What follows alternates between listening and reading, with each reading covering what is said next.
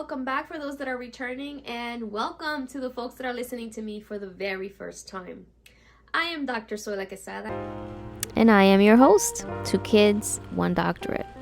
This recording is in reference to how we relate to other people. So, how does our self-esteem connect to our relationship to others? Today's topic: 4 symptoms of low self-esteem. The ones that I will list will sound to you like they are outcomes of low self-esteem, but these are symptoms. We do these things because of low self-esteem.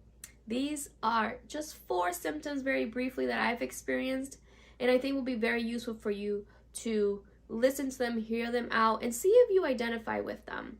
4 symptoms of low self-esteem. Number 1, we are attracted to unhealthy individuals. We are attracted to people in which we can combine together, make a toxic relationship. People who have unhealthy behaviors that affect us, because we are trying to fill a void, that void of low self-esteem, low self-worth, low self-love, low self-care, that we haven't been able to individually by ourselves be able to create and foster and flourish on our own, and thus that void is still there. And so that void then is filled with what we know, right? The toxic, the unhealthy, the drama, right? Connecting around the trauma that you both share.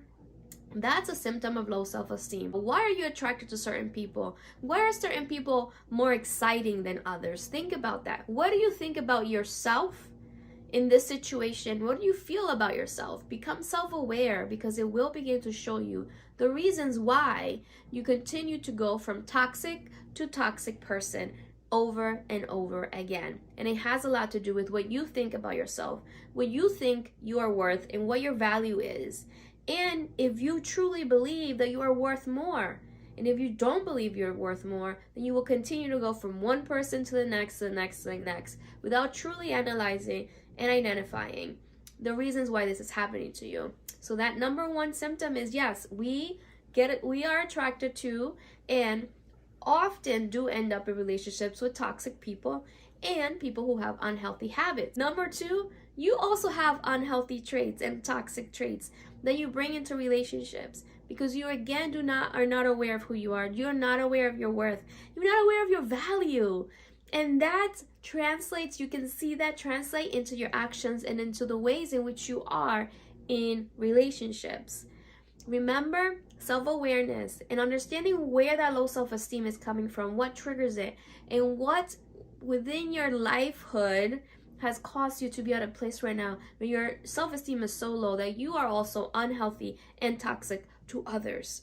Okay, that is number 2, and that's a symptom of low self-esteem, when you don't really realize it, even that it's happening. You just know it as a way of life and you keep doing it, and it becomes a pattern. But you yourself also attract, but you also are unhealthy and toxic to others. So that's a symptom of low self-esteem. When you love yourself and you know you're valuable and you're worthy, you don't mess with the unhealthiness. You're just like, that can roll off my shoulders, okay? Because I'm better than that. I am worth so much more than this. Why waste my time and energy on stuff that don't even make sense? Like, really? So think about that. I really do want you to think about that, okay? But I'll leave that to you for homework. Number 3, we always want to be around people. We validate our value. We validate our worth according to who's around us, who's with us, who's giving us the attention, and vice versa, who's not giving us the attention. We tend to do this. We're looking for attention in other people versus providing that attention to yourself, providing that self-love to yourself, providing that self-care to yourself, giving yourself that attention, that time, that value, that worth before you are expecting it from other people. And it can become unhealthy, because at the moment that you're expecting, you get upset with others if they're not giving you the time. You get mad at them if they're not texting you back. Like, there's so many things that come from that, because now you're expecting other people to validate you, to validate your livelihood, to validate who you are with their presence and their time. And they're not giving you their presence or their time.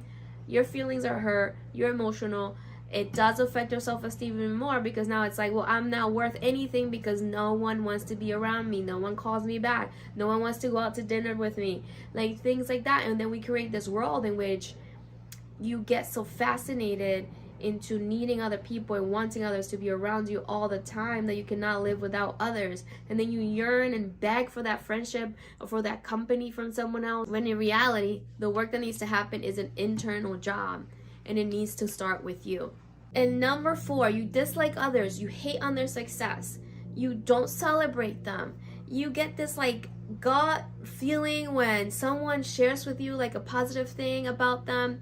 You are jealous of their skills, you're jealous of their talents, you're jealous of their gifts. Everyone is so unique. You yourself have special talents, skills, blessings, and gifts that you can do things with. You are capable and you are able to do so much. For example, I can do so many different things than Sarah Smith over there can. So think about that. Yes, disliking others, hating on others, criticizing others, that is a symptom of low self-esteem. Why? Because all that stuff that you're saying about others is you just projecting the stuff that you're thinking about yourself, right? If someone's sharing with you a win and you just kind of roll your eyes and you're in disgust and disappointment because they did it and you didn't, that's more a reflection of you rather than them. And you need to work on that, because that is a symptom of low self-esteem. You are projecting your low self-esteem onto others. You don't want others to succeed.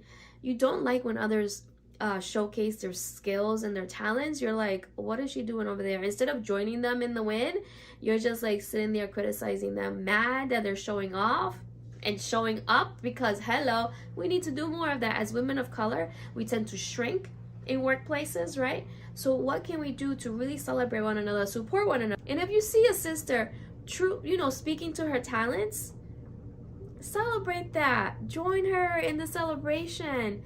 We can all win, and we can all do it together. We don't have to dislike others. We don't have to hate on others people's talents and gifts.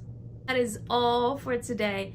I hope those 4 symptoms of low self-esteem can help you analyze and identify if these are your symptoms, or if you have other symptoms to think about and to think through. Please do not forget that you're valuable, you're talented, and your skills are worth so much more than what you think they're worth right now. Take care. Dr. Soy La Quesada here.